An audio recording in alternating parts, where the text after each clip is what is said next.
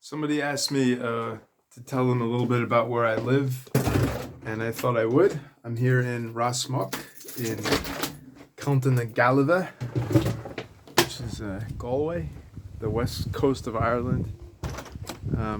It's called Cashfarige. This is my little chachin behind me. Chachin bui. Chachin bui. It's live in a bit of a compound. You can see it's a beef farm, dairy farm. I live here during this winter months. I just moved back. Been here for a few years now. And the reason I live out here is because the rents in Galway and the availability of apartments in Galway is basically impossible. This is Loch Gracie back here, and across the loch. Loch Gracie means the loch of the lake of the shoemaker, because there was a shoemaker lived down at the end there. It's a famous man, storyteller, I think related to my landlord. Camas is the townland or the canter across from Rosmuck, which is the peninsula that juts out from the shore along southern Conamara. So I'm just gonna walk a little bit around and show you where I live. Over here is behind me here is Tig Clark's. Tig Clark is the funeral home and also the pub. So it's the only pub left in Galway. In Galway, hardly. It's the only pub left in Rosmuck. Tig Michael was closed down for reasons unknown. They used to have music. They don't have music there now. I wish they did. It's one of the things I miss about the city is the sessions. I love playing in sessions. It's like at carols, which is the best, I think. Yeah, anyway, so I missed that out here. I hear there's a session out in Carrow, Cahrurua, at a place called on Tailura, I think on Decadian on Wednesdays, but I haven't confirmed that yet. Yeah, so we're gonna head over to this is the main autobahn, the speedway. I'm gonna head down this road to the Chalk Piercig. Chalk Piercy is the cottage, is the homestead associated with Pádraig Pearse, who was the first president, unofficially or officially, of Ireland, Céad Uachtar an na hÉireann. He signed the documents that way, as the first head of the republic, and he's the founding father of the Irish homeland's modern manifestation in a republic. He was executed with his brother and other men to establish the country, and he would come to Rosmuck in the summers, and with his brother actually, and here he would refresh his understanding of the Dúchais, and the heritage and the Eidracht, Ailúnta, the Lervas, the Teanga na hÉireann, Teanga na Nail, culture na Nail, and it was here that he wrote his poems and stories, and he hosted in his cottage, which we'll see. He hosted cultural events, storytelling, music sessions, and garnered a bit of a following in the canter, where the cultural life became the basis of his own aesthetic and manifesto, which became very important to Irish worldwide, who understood through the Celtic Renaissance and Gaelic literature. They started to understand what had been done to the Irish people worldwide in the 19th century. The exploitative labor conditions, the extreme austerity, and the ethnocidal agenda of famine and land clearance, depopulation and repopulation.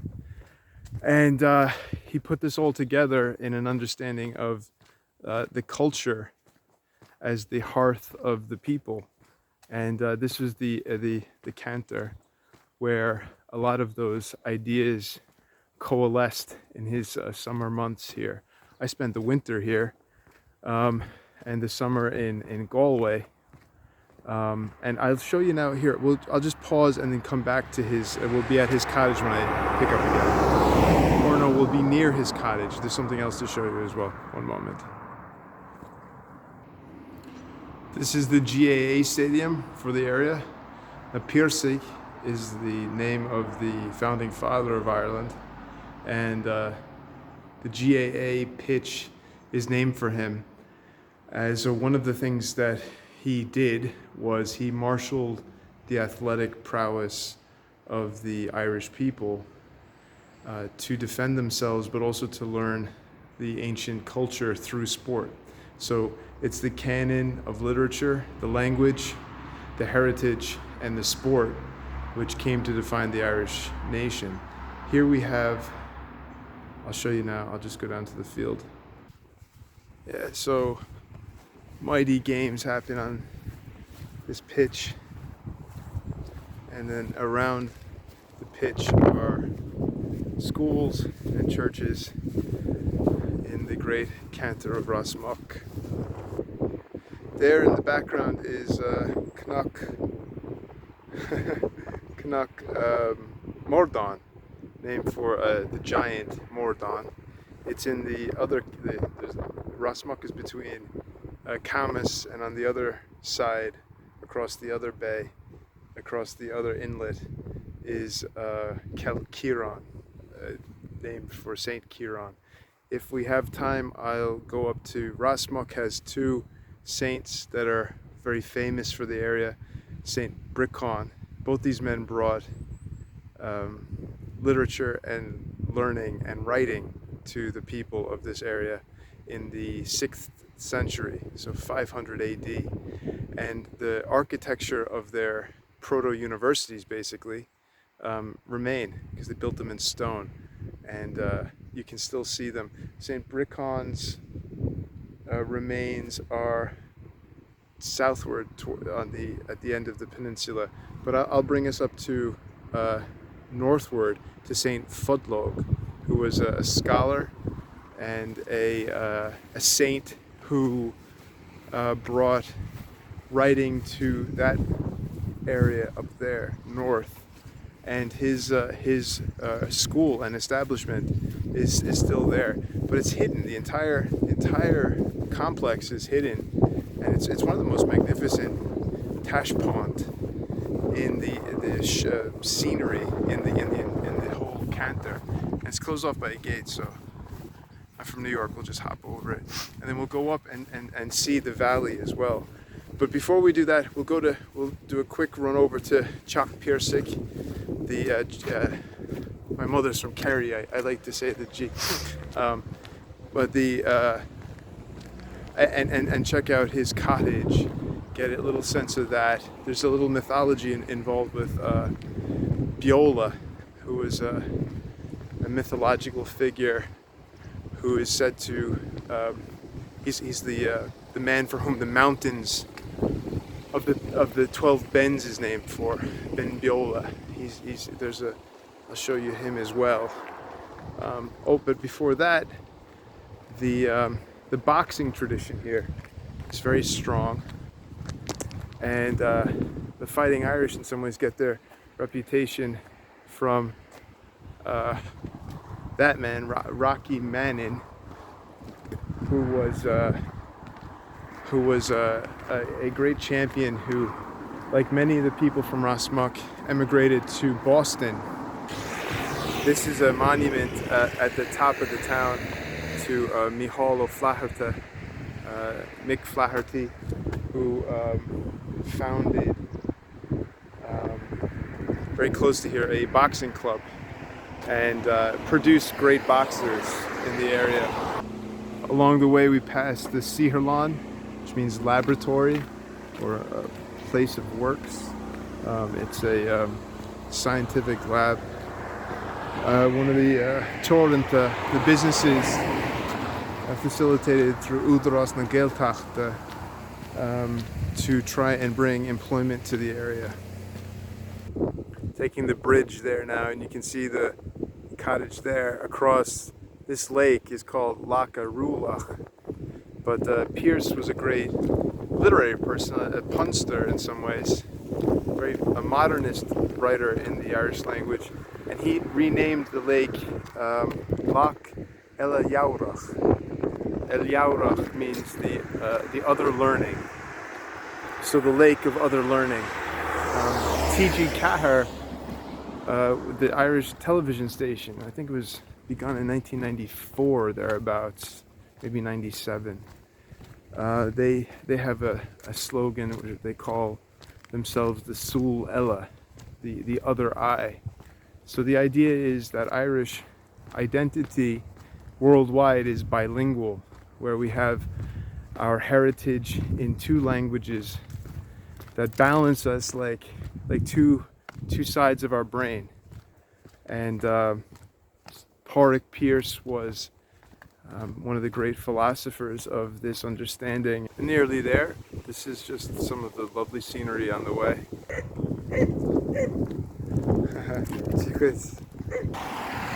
Diolch.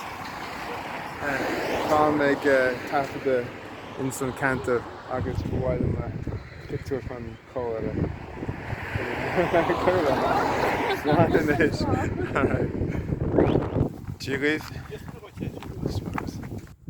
It's closed at the moment, but it's a fine meeting place. It's a long hall, Hala Fada, similar to the Iroquois, who would have similar architecture. The Iroquois were the tribe of early New York, and the first representative of the American government to parley with them was known to them as the Corlor, and his name was Thomas Dongan, and he would speak to them in a manner that tribal people would understand, and he advised them and included them in the Charter of Liberties in New York. And it's from the experience of, he was the Earl of Limerick, an Irish Catholic lord who brought the parliamentary tradition from Ireland to New York and gave the Americas the first legal document that argued for co-equality based on the Irish relationship with England. He extended that to America so that America would be seen as co-equal with England rather than a vassal state. And that's in the Charter of Liberties, the first real constitution of the United States, which was chartered in 1681 or something like that. And he and they called him Corlor. Actually, the Iroquois called him Corlor, which is the Irish word for advisor. And he treated them as co-equals. He created fair trading deals with them, and it became the foundational principle of New York and the Americas. It was later violated as his own career was violated. Dongan had all of his lands not confiscated, but he had to sell them to William Connolly, the Irish Speaker of the House, at a terrible discount, and he was bankrupted, as would happen to the Iroquois as well. And that tradition became part of the Irish Revolutionary tradition, which Pádraic Pearse would pick up. It's both parliamentary and military and international. It's connected. It connects Ireland to liberation traditions of peoples all over the world.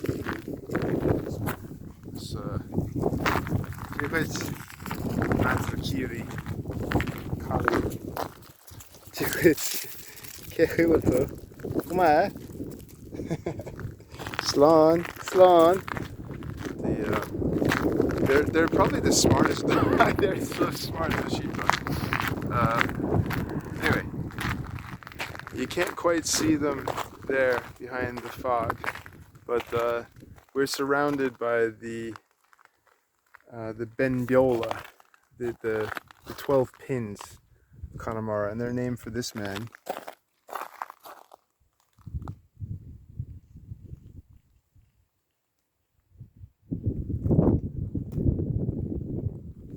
Biola is one of the earliest fathers or patronyms of land in Ireland. He was one of the Partholonians. Cheers. Hello. Hello. Right. Cheers.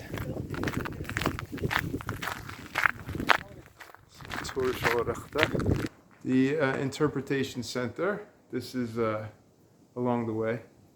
Describes Pierce a bit. He's the facilities are lovely. They've done a very nice job.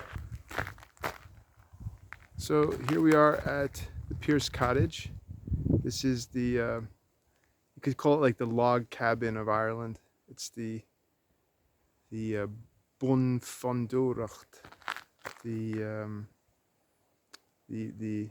Teach Mór an Tintáin an Náisiún, the homestead of the Irish nation. It's a thatched cottage. It was built by the people of Rossmuck for Pierce, and he incurred a debt, but he died fighting to free the country before he could repay it. He's long since repaid it, and it's here as a national treasure for Irish people worldwide. I'm just walking now through this. It's like a Cosan Runach. It's a little bit of something of a secret path through the ferns and along to the Clada Loch Arulach, the shore. And it was here that Willie Pierce, his younger brother, Liam and Pádraig, would come to go swimming. But Pádraig was not the most confident swimmer, and his brother would actually tie a rope around Pádraig's waist. I mean, I kind of like to think that it's there, like as a sort of lifesaver, just to prevent him from drowning. So just so that they would be able to swim in confidence. It's a really lovely area. Now we'll go further from here. It's a place of meditation, contemplation, place to write, a place to consider who we are in the world, the Irish diaspora. Pierce wrote Óróise de Vahawalia to the Irish diaspora, welcoming them home to free the country, not by the power of the Franc no Spáinnig, but by the Gaeliad Féin, that the Irish diaspora are claimants to the Irish nation as those who would return to free her. The tricolor actually came from Irish America by way of the American Civil War general Thomas Maher, who was also a governor in I have to think about the state. I can't remember at the moment, but it was he who brought the tricolor to Ireland from his experiences as a victorious general in the Civil War in America. The concept is repeated in the Irish national anthem, where it refers to Ireland as the Shantir ar Shinshir Fasta, which is our ancient sire land, our ancient land of heritage, our genetic mother, our place in the world, our only home. The only land we can claim without equivocation, without debate, from an existential and ancient ownership that Pierce recognized and helped the Irish people to understand again, and in so understanding, reclaim their country. Vime ag siúlchart agus an sin bhla. Yeah. Oh, Brent, it's New York. Oh, yeah. Yeah. Montish Mahari Toshi as Kiri. No, you're Kiri. Blockley. What's your back on the Podio Shay? Podio Shay. It's on Slinne Lem Wahar. Oh, Shay. In which Quilta. Yeah. Taisik on Far. Yeah. Oh, I have football. Oh, no. But it's a brand vi med an Ashtur Brescia on Vastaroon. Mushe? Yeah, well, no. We do it. Mushe Rostaroon. Yeah, it's an Aaron set. Aaron Steve and shit. Yeah, so Spidel, yeah. Vishay. Oh, yeah, we take it. And crack. Yeah. Bill. Yeah. Oh, and Noor. Yeah. Noor. Yeah. Oh, yeah. Vian. Takalini ga over with the tobacco and use and taking care. Oh. She live on Vian. Yeah. Yeah. Volne she is an Pivar. Mushe? Yeah. You're a media again for Mosh Classic. Watch the what? Yeah. You know, Bishop. We make a skull good card day. Oh, my water. Yeah. Stop she never Toshi card day. Quick, yeah. Shouldn't skull a home shake. Oh, Pearson. Garam skull. Scully in quality head. Yes. She broke a top, so she rebuilt it. Yeah, in Naculation. Naculation shape. I thought to. Oh, well, Michelle. Yeah, Magador. Slan Sean. I'm going to bring you up to this. It's a secret area. I mean, there's people in the area don't even know it's there. And the reason is because there's a gate. And there's great respect for gates here. And people don't usually go walking through people's fields. But I do, because there's not much else to do, to be honest with you. I really miss the city. I love it here, but I know every inch of it now. I mean, I know every little nook and cranny and inlet in the area. And this is one I found up what they call the Shan Vohar, the old road which leads to the ancient school, which was founded the school that I'm going to bring us to was founded more than 1,400 years ago, and it's still standing. So you go off the main road, through these gates here, and up the side of the mountain to the gated barbed wire fence. So this is the gate. This is the enemy gate. I gotta get over the gate. It sounds easier than it is. There's no foot holes on it, and I've gotten over it. They've seen me do it. No one really. They don't love it, but they know. What am I supposed?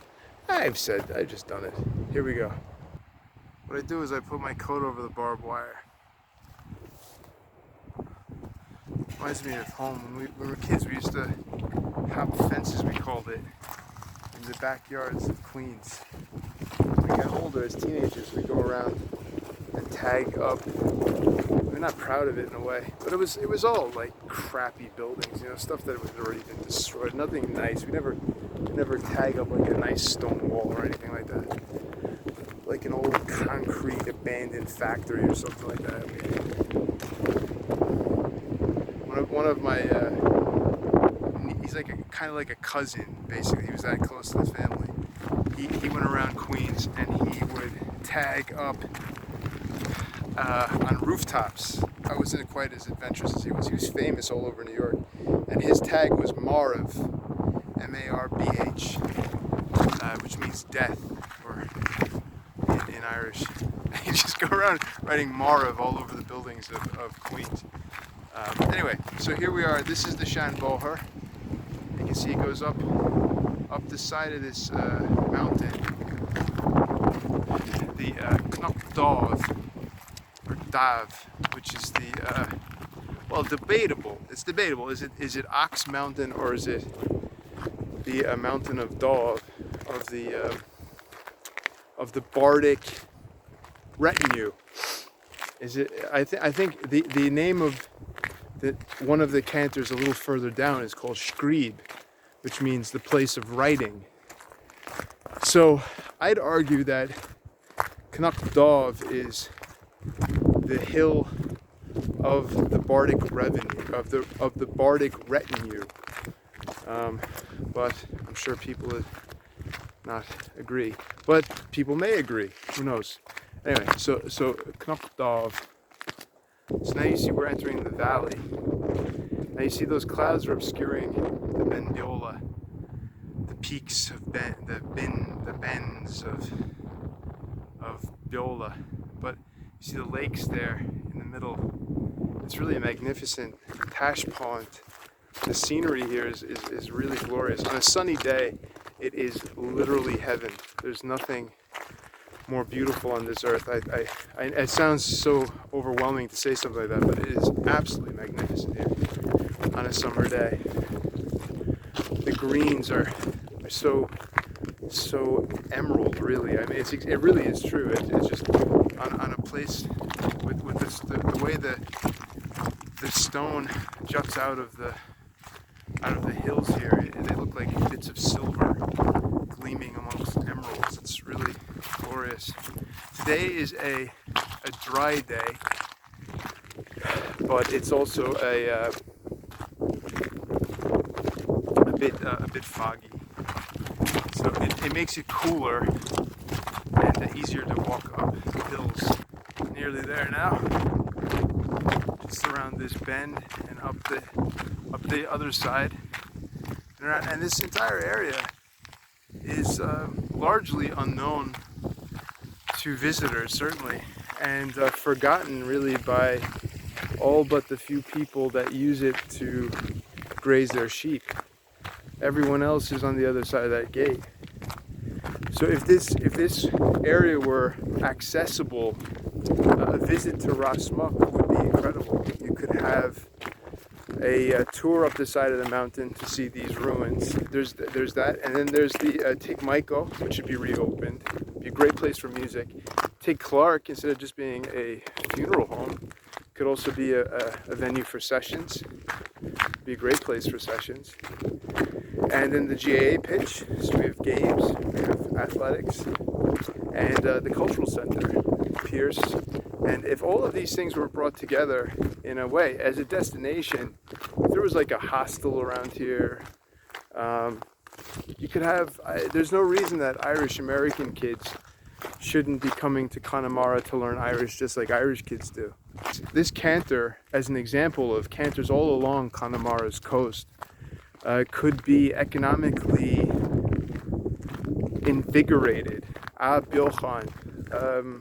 as a cultural destination all through the year, not just as a summer school for Skill Saura, but also for just as a destination. You come here and you can learn Irish, right? We have a lot of cultural facilities that, if we just use them a little differently, could become a great place to reinvigorate your Irishness. Okay, so I've turned the road now, just going up this length. There's a waterfall. See it? There. I actually used to collect water from that waterfall. Come up with a jar, but I'm not sure about it. I collect rainwater now instead. have a contraption rigged to my roof up this other side, and then we'll be at the 6th century monastery. Oh, there's a little foal in the. I come up here to read, to write, to play music. Just when I want to be meditative. I'll show you. Let's see if we can show you the foal. Kapelin. It's Mr. Brendan.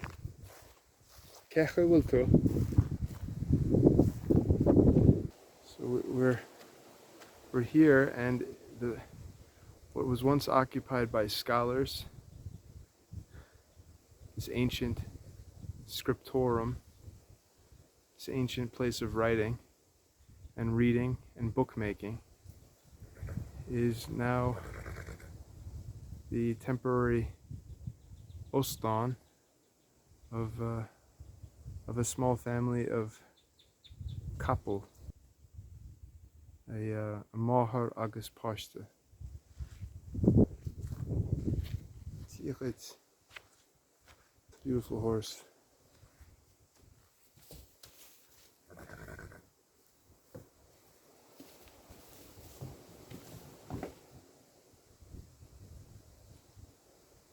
So this is the it's a 3-room complex. So the horse family is in the main room, Príomh Seomra. That's where the library might have been, or the cooking facilities. This is the second Dara Seomra, Shomreen. It's behind Lashti here, the other room. And then there's a third small complex here, which is possibly where the writers would, that might have been their domicile. It's really magnificent.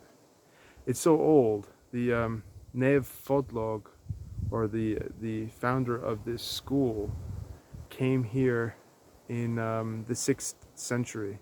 It's around 550 AD. Brickon founded a school at the other end of the peninsula. So here he's at the north end, and Brickon at the south. It's one of the reasons that the native tradition here was so rich, and it was so invigorating to Pádraig Pearse's work, because the literary tradition here was amongst the oldest continual in Europe. The Irish canon, as battered and burned and ruined as it often seems, is also the oldest living and extensive vernacular literary tradition in all of Europe. And as such, it gives the Irish people a heritage, a very unique. It's actually a 4th room. I wasn't aware of this. I for some reason I'd forgotten about it. This is the 4th room. So it's a 4-room complex. Here's the door.